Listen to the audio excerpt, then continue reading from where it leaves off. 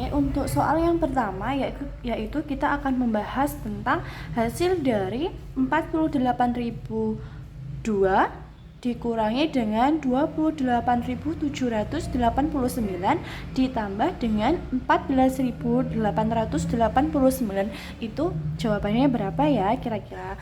Oke, untuk langkah yang pertama kita memakai cara dengan penjumlahan bersusun. Oke, kita kerjakan dulu yang pengurangannya terlebih dahulu, yaitu 48.002 dikurangi dengan 28.789 dikurangi 2 dikurangi 9. Apakah bisa? Kalau tidak bisa, berarti kita mengambil atau meminta ke 0. Nah, meminta ke 0 jadi meminta 1. Jadi angka 2 ini berubah menjadi 12. Sedangkan yang 0 itu berubah menjadi 9.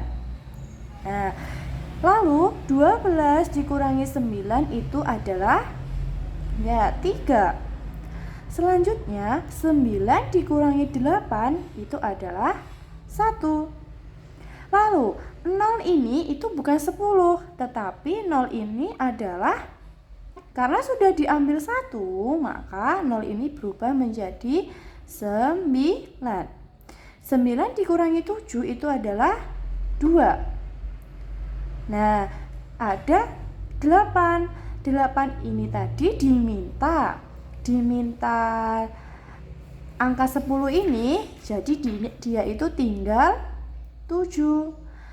Karena ini 7 dikurangi 8 tidak bisa, berarti 7 itu pinjam angka ke 4. Yang 4 ini jadi 3, yang 7 ini jadi 17. Jadi 17 dikurangi 8 itu adalah berapa? Ya, 17 dikurangi 8 itu adalah 9. Sedangkan 3 dikurangi 2 itu adalah 1. Jadi untuk pengurangan hasil 48.002 dikurangi 28.789 itu hasilnya adalah 19.213. Selanjutnya kita akan menjumlah dengan 14.889. Tulis saja 14.889. Selanjutnya dikurangi. Maaf, ditambah ya. Soalnya karena ditambah. 3 ditambah 9 itu adalah 3 tambah 9 adalah 12. Menyimpan 1 ditambah 1 ditambah 8 10. 10 nyimpan 1. Lalu 1 ditambah dengan 2, 3 tambah 8 yaitu 11. 11 nyimpan 1 di sini. 1 ditambah 9 10. 10 ditambah 4 14. Nyimpan 1 tambah 1 tambah 1 3. Jadi hasilnya adalah 34.102. Oke, selanjutnya soal yang nomor 2 adalah 1.200 cm ditambah dengan 8 hektometer dikurangi dengan 62 dekameter itu berapa sentimeter? Nah, di sini kita harus ingat dengan tangga. Nah, ada yang masih ingat dengan ini ada kilometer, ini ada hektometer, ini ada dekameter, di sini ada meter, di sini ada desimeter, di sini sentimeter, dan terakhir itu adalah milimeter. Nah, tangga ini apabila loncatnya itu yaitu naik, berarti kalau naik itu adalah dibagi 10. Sedangkan kalau turun itu dikali 10 dan seterusnya. Kalau turun 1 dikali 10 berarti kalau turun 2 itu dikali 100. Sedangkan ini 1200 cm itu berapa cm? Ini tetap ya. Berarti tetap 1200 cm. Nah, sekarang yang 8 hektometer.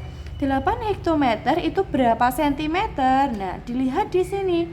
Hekto ke sentimeter itu turun berapa? Dihitung. Loncatnya yaitu 1, 2, 3, 4. Nah, kalau loncat 4 atau turun 4 berarti dikali 8 dikali, nah, ditambah 0,4 atau dikali 10.000. Jadi jawabannya yaitu 80.000 cm. Nah, selanjutnya 62 dekameter itu berapa sentimeter? Dilihat lagi juga. Dekameter ke sentimeter itu turun berapa? Kita hitung lagi. 1, 2, 3. Nah, dia turun 3. Berarti kalau turun 3 itu ditambah 0,3. Jadi 1000. Berarti 62 dikali 1000 sama dengan 62.000 cm. Nah, sudah ketemu, sudah dalam bentuk centimeter, sudah dalam bentuk centimeter, dan sudah dalam bentuk centimeter. Selanjutnya kita jumlah sesuai pertanyaannya. 1200 cm ditambah dengan 8 hektometer yang sudah dijadikan centimeter, jadinya yaitu 80.000 cm dikurangi dengan 62.000 cm. Nah, sekarang sama seperti yang tadi. 1200 ditambah dulu dengan 80.000. Nah,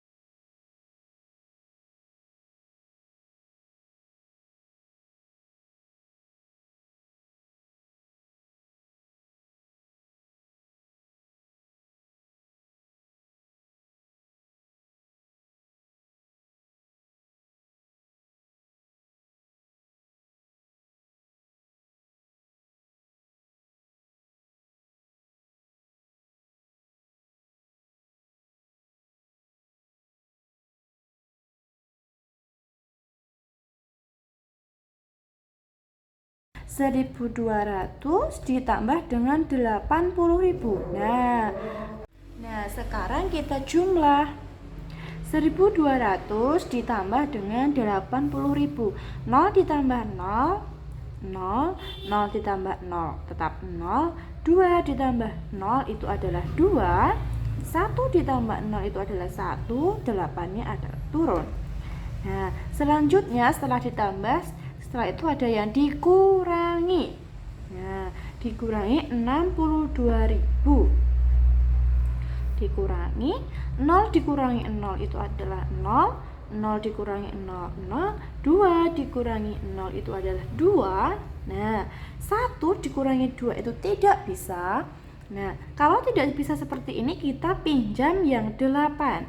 Yang 8 berubah jadi 7 karena kita pinjam 1.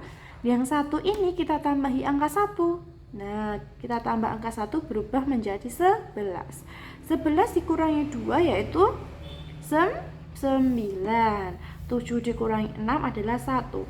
Jadi 1200 cm ditambah dengan 8 hektometer dikurangi 62 dekameter itu hasilnya adalah 19.200 cm. Nah, soal selanjutnya kita membahas tentang persentase juga, yaitu soalnya Nike membeli 50 buah jeruk, sebanyak 30% jeruknya yang tadi diberikan kepada Nisa.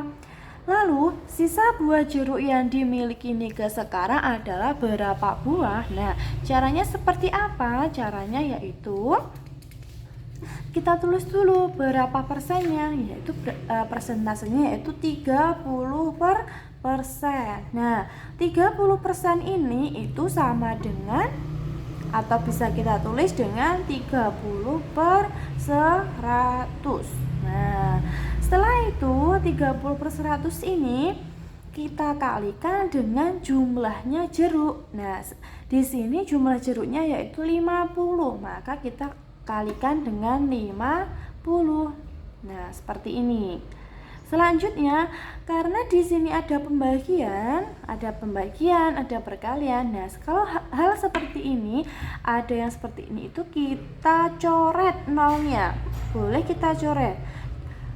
Untuk nol yang pertama kita coret dengan yang 50, sedangkan yang nol yang kedua kita coret dengan yang 30. Nah, dari sini masih tersisa 3 per 1 dikali 5. 3 per 1 dikali 5 adalah 3 dibagi 1 itu adalah 3 dikali 5. 3 kali 5 itu adalah 15. Jadi 15 buah jeruk itu diberikan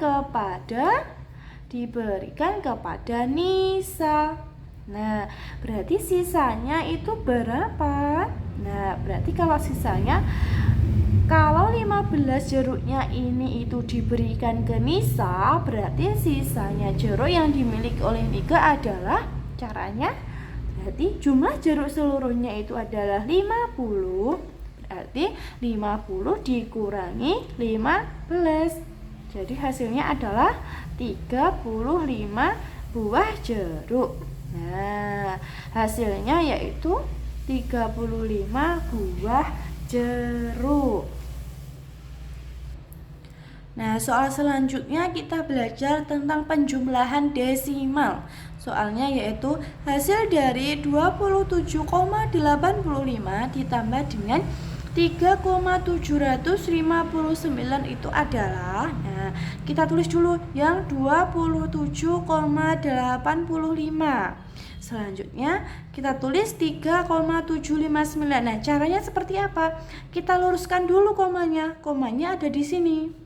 Di sebelah kiri koma itu ada angka 3. Sedangkan di sebelah kanannya itu ada 759. Nah, ini kita jumlah. Karena ini tidak ada, kita anggap titik atau 0. 0 ditambah 9 itu adalah 9. 5 ditambah 5 itu adalah 10.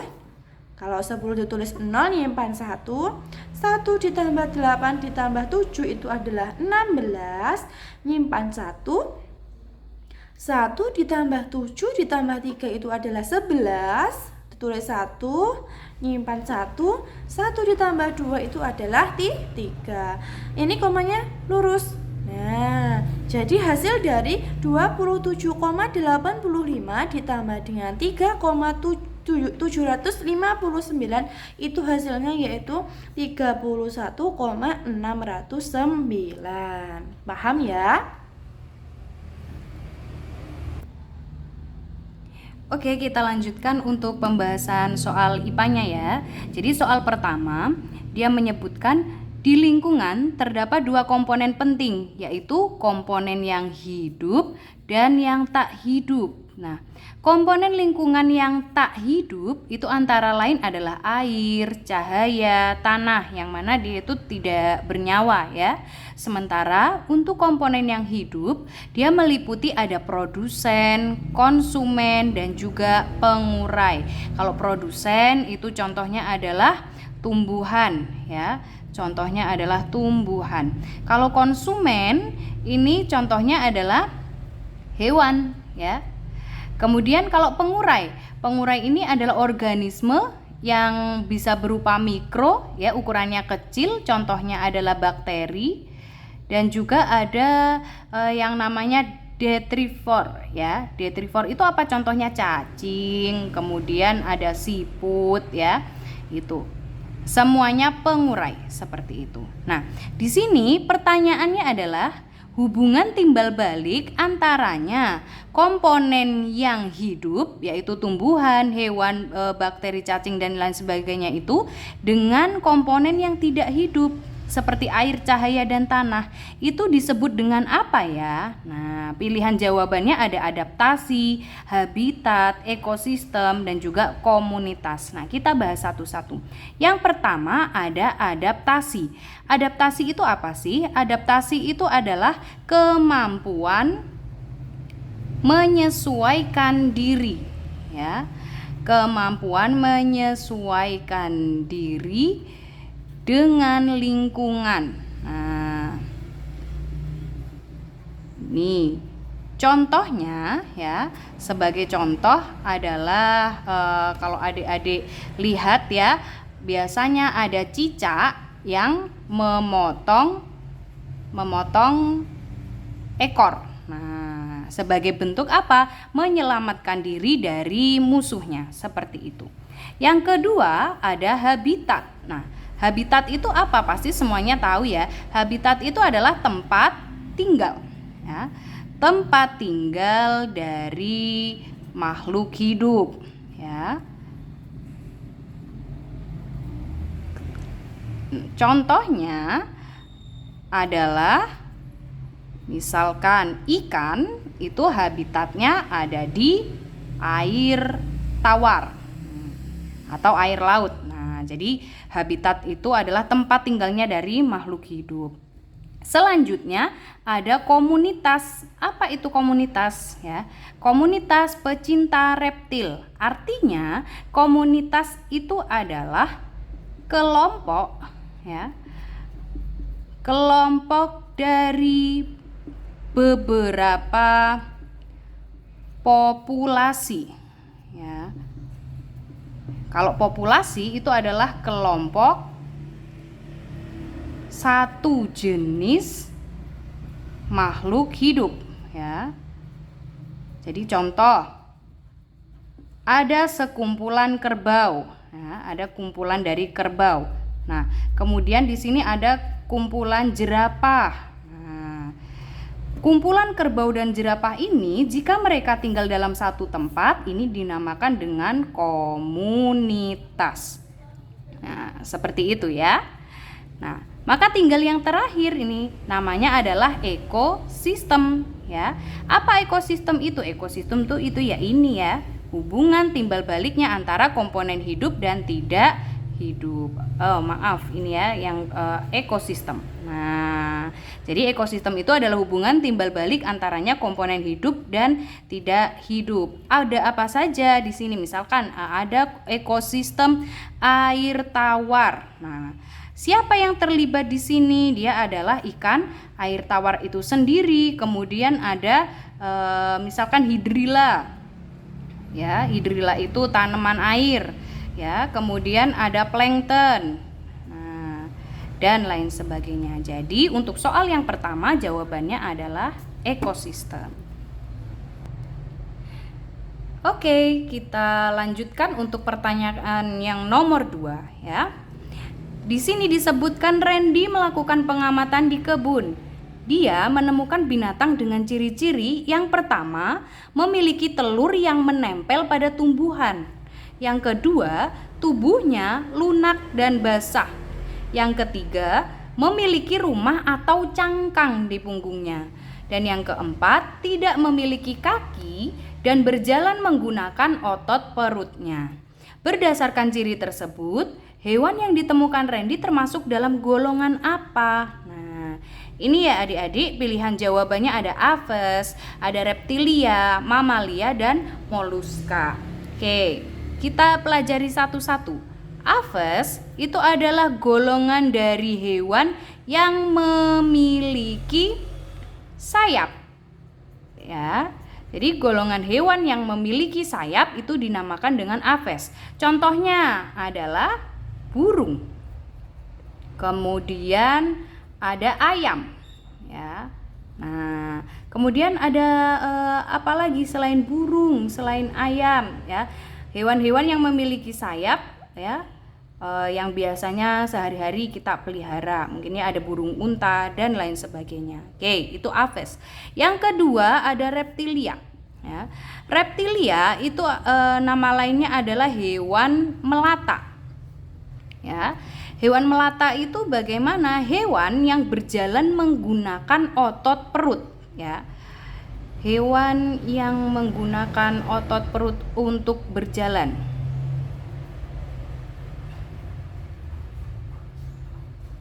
Nih.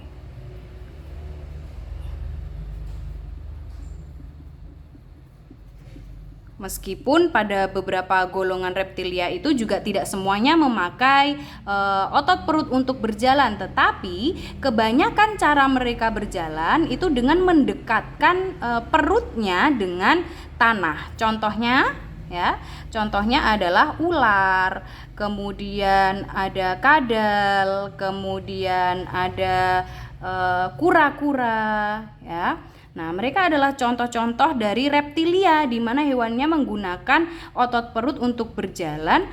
Tetapi meskipun mereka punya kaki, contohnya kadal dan kura-kura, cara berjalan mereka itu dengan mendekatkan perut ke tanah. Nah, sebenarnya reptilia ini memenuhi syarat yang D ya adik-adik, tapi bukan berarti jawabannya reptilia karena mereka masih punya ciri-ciri 1, 2, 3 yang lainnya. Nah, kita lanjutkan. Berikutnya ada mamalia. Mamalia itu punya ciri khas, yaitu hewan di mana dia bisa melahirkan, ya, melahirkan, dan ciri khasnya adalah menyusui. Nah, pada hewan mamalia mereka menghasilkan air susu. Contohnya adalah sapi, ya. Kemudian ada gajah, ya. Hewan-hewan yang berkembang biak dengan cara melahirkan, bukan bertelur, ya, dan kemudian menghasilkan air susu, dia golongannya mamalia. Nah, yang terakhir dia adalah moluska. Moluska ini 100% mereka berjalan menggunakan otot perut, ya. Kemudian tubuhnya selalu lunak. Karena pada moluska mereka tidak memiliki tulang. Nah, berdasarkan ciri-ciri yang ditemukan ini, keempatnya, mereka semua memenuhi kriteria dari moluska. Sehingga pertanyaan nomor 2 ini lebih mengarah kepada moluska. Kita lanjutkan ke soal nomor 3. Hubungan timbal balik antara makhluk hidup di mana yang satu dirugikan dan yang lain tidak diuntungkan tetapi juga tidak dirugikan itu disebut dengan hubungan apa ya? Kita ketahui bahwa hubungan timbal balik antara makhluk hidup itu dinamakan dengan simbiosis. Tapi kalau tadi hubungan timbal balik antara makhluk hidup dan tidak hidup itu namanya adalah ekosistem. Ingat itu ya. Jadi hubungannya makhluk hidup, dua makhluk hidup yang saling terkoneksi dinamakan dengan simbiosis. Nah, ini kita bahas satu-satu ya. Yang pertama ada simbiosis komensalisme. Komensalisme itu ya di mana makhluk hidup yang satu itu dia mendapatkan keuntungan, sementara yang satu lagi tidak untung. dan tidak rugi. Nah, jika komensalisme itu satunya untung dan satu tidak untung tidak rugi, maka ini sangat berlainan dengan yang diminta oleh soal. Berarti jawabannya bukanlah demikian ya. Kita lanjutkan ke simbiosis yang kedua, yaitu mutualisme. Kalau simbiosis mutualisme itu simbiosis yang satu mendapatkan keuntungan, yang satu juga untung. Yang namanya mutualisme, kedua belah pihak saling menguntungkan. Yang ketiga, parasitisme. Yang parasitisme ini di mana satu untung, yang satunya buntung alias rugi, ya. Begini, jadi parasitisme itu kebalikan dari mutualisme. Nah, tinggal satu jawaban. Berarti satu jawaban ini adalah simbiosis amensalisme, yaitu di mana di sini yang satu adalah makhluk hidup yang rugi, yang satu itu tidak untung dan tidak rugi. Nah, kalau yang komensalisme pasti semua tahu, contohnya adalah ikan remora dengan ikan hiu ya. Jadi yang satu untung karena mendapatkan perlindungan, yang satu ikan hiunya tidak untung dan tidak rugi. Kemudian kalau mutualisme misalkan dia kupu-kupu dengan bunga ya. Jadi bunganya mendapatkan penyerbukan dari kupu-kupu, kupu-kupu mendapatkan nektar dari bunga. Jadi saling menguntungkan. Kalau parasitisme contohnya adalah kutu dengan kerbau ya. Jadi yang satu menghisap darahnya kerbau untuk makan dan kerbaunya mendapatkan penyakit. Jadi dia satu untung satu rugi. Nah, kalau untuk yang amensalisme di mana yang satu rugi dan satunya tidak untung tidak rugi, itu contohnya adalah jamur penisilin ya. Jadi jamur ini dia menghasilkan antibiotik. Antibiotik ini ya fungsinya adalah untuk mematikan bakteri. Jadi dimanapun tempat hidupnya jamur ini tadi, ketika dia menghasilkan antibiotik di tanah, maka semua bakteri yang ada di tanah ini akan mengalami kematian, sehingga disebut yang satunya rugi, si bakterinya mati ya. Kalau yang satunya jamur penisilinnya ini tidak merasa untung dan juga tidak merasa rugi. Kita lanjutkan, jika 3 soal tadi mengenai biologi, kita lanjutkan ke fisika ya. Di sini ada sebuah gambar di mana terdapat 2 buah baterai. Di kutub positifnya dia dihubungkan dengan tali tembaga yang melilit pada seutas besi. Satu batang besi. Nah, dia dililit tembaga yang dihubungkan dengan baterai, kemudian dia diikatkan dengan paku. Apa yang terjadi? Pakunya semuanya menempel pada ujung dari besi yang tadi dialiri listrik dari baterai. Nah, cara pembuatan magnet seperti pada gambar itu disebut dengan apa ya? Jadi ini menunjukkan sifat kemagnetan ya adik-adik, karena dari logam besinya ini tadi dia mampu menarik benda logam yang lainnya. Nah, benda yang bisa menarik benda yang lainnya itu dinamakan dengan benda magnet ya. Dan ini adalah salah satu cara pembuatan magnet. Nah, disebut cara pembuatan magnet apa kalau gambarnya seperti ini? Nah, cara pembuatan magnet itu ada 3. Yang pertama dengan elektromagnetik, kemudian ada gosokan, dan kemudian ada induksi ya. Gosokan itu dengan cara ya kita menggosokkan sebuah magnet ya. Misalkan ini ada magnet, ini kutub utara ya. Kita gosokkan pada salah satu batang besi di sini secara searah. Nah, tidak lama kemudian batang besi ini tadi dia akan menjadi kutub utara sesuai dengan kutub yang digosokkan sama baterainya itu tadi. Kemudian pada ujung kutub yang digosokkan tadi dia dapat menarik benda yang lainnya. Nah, ini cara gosokan. Yang kedua adalah cara induksi, di mana misalkan di sini terdapat sebuah magnet, ini kutub utara dan kutub selatannya, dia didekatkan dengan batang besi. Nah, kutub yang didekatkan ini pada besi pada akhirnya dia akan menjadi kutub yang berlawanan dari kutub magnet yang didekatkan. Nah, setelah beberapa lama, maka ujung dari besi yang lain ini dapat menarik magnet. Nah, ini dinamakan dengan induksi atau cara pembuatan magnet dengan didekatkan. Sekarang cara yang ketiga yang bagaimana? Ini dia, menggunakan baterai yang disebut dengan elektromagnetik. Jadi jawabannya yang elektromagnetik. Baiklah, ini pembahasan terakhir ya untuk pembahasan pertama ya. Kita ke soal terakhir. Bisa kita lihat di sini ada sebuah tabel di mana ada benda 1 2 3 4 ya. Mohon maaf, ada zat 1 2 3 4. Di sini ada 3 buah ciri-ciri. Yang pertama yaitu tentang volumenya, kemudian bentuk dan partikel penyusunnya ya. Zat yang pertama punya volume tetap, bentuknya berubah-ubah dan partikel penyusunnya agak renggang. Yang kedua, volumenya berubah-ubah, bentuknya tetap dan partikel penyusunnya sangat berjauhan. Yang ketiga, volumenya tetap, bentuknya berubah-ubah dan partikel penyusunnya berdekatan.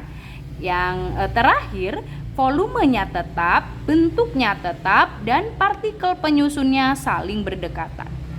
Nah, pertanyaannya, berdasarkan tabel tersebut, ciri yang sesuai untuk zat cair adalah yang mana ya? Oke, seperti yang kita ketahui adik-adik, kalau misalkan kita memiliki air ya, air katakanlah dia air di dalam gelas ya, ukurannya misalkan 250 mili ya, ini mungkin setara dengan 1 gelas aqua ya, 1 gelas aqua kecil. Nah, 250 mili ini apabila kita tuangkan ke dalam baskom ya, kita tuangkan ke dalam baskom airnya, maka dia akan berpindah ke sana dengan pengamatan yang berbeda. Maksudnya bagaimana?